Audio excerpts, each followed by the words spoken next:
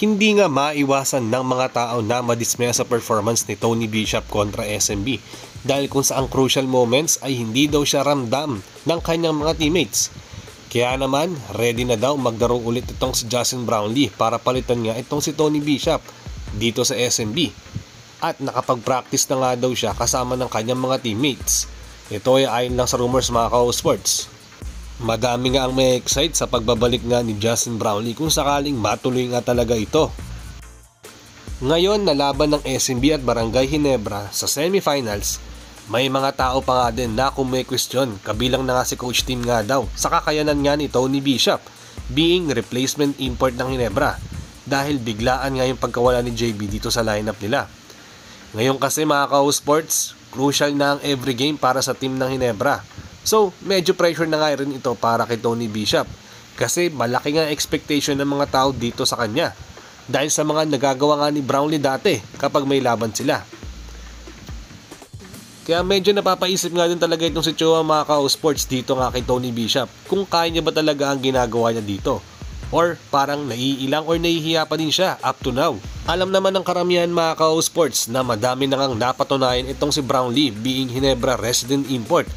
Kaso, sa nilalaro nga ni Bishop sa ilang games sila, lalo na nga sa laban nila dito sa semifinals, napansin nga din ng iba na madami nga ang hindi magandang nilalaro nito ni Bishop sa mga crucial moments or hindi siya nakakahit ng basket.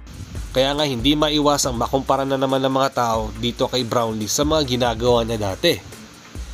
Kaya ngayon mga ka-sports, ayon sa Kuliglig, na handa na nga daw magdaro itong si JB para palitan na nga itong si Tony Bishop dito nga sa Ginebra dahil napansin niya kasi ni Al Francis Chua na dehado sila sa series na ito at kailangan nilang makuha ang championship na to mga ka-sports.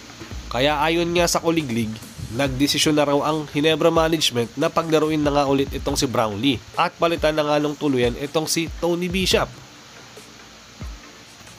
At handa na nga daw ulit paglaruin itong si Brownlee dito sa SMB na semifinals. Mas tumaas nga yung chance nila na manalo if ever daw na si Brownlee nga maglalaro at tuluyan nang mawala si Tony Bishop. Kahit nga daw kulang sa practice game itong si Brownlee, kumpiyansa sila sa kanya dahil nga kabisado niya na din kasi ang teammates nitong sa Barangay Ginebra. So hindi na kailangan ng mahabang preparation time at kailangan na nila manalo ngayon mga ka-sports. Medyo sugal nga lang ang gagawin dito ni Coach Tim at Ginebra management.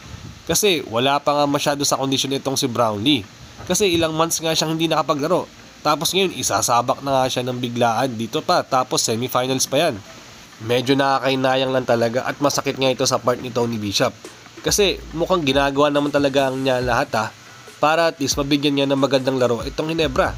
Alam niya kasi na crowd favorite nga ito. So marami ang nag-aabang sa kanya ng mga fans na nanonood lagi dito sa venue. Ganun pa man mga ka-sports, must win na nga ito sa Ginebra. So malaking adjustment nga ito para sa kanila. Lalong-lalo na nga sa Ginebra. Kasi kailangan nila manalo tulad ng sabi ko kanina. Game to na nga kasi mamaya. So marami nga ang mag-aabang nito. At for sure malaking adjustment din ang gagawin dito ng SMB kung sakaling maglaro na nga at umalis na nga ng tuluyan itong si Tony Bishop.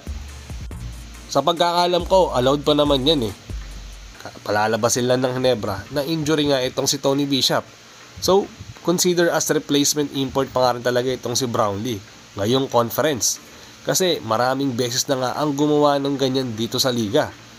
Yung magpapalit ng kalagitnaan or kahit pa playoffs yan, palalabasin lang talaga nila na may injury nga ang isang import na yon. So, i-allowed na yon ng PBA. Pero yun nga mga ka-sports, naluha daw pala itong si Bishop sa nabalitaan niya na papalitan na nga siya ni JB. Para sa kanya, maganda naman daw ang nilalaro niya. Kaso sadyang kinapos lang sila nung game 1. Dahan-dahan na din kasing nakukuha ni Bishop ang system ni Coach Tim. Tapos magugulat siya na papalitan siya ng kalagitnaan ng season. Tapos playoffs pa. Ngayong semifinals pa daw kasi talaga. So medyo masakit nga raw talaga yan dito kay Bishop. Wala rin siya magagawa dahil si Justin Brownlee naman ang babalik.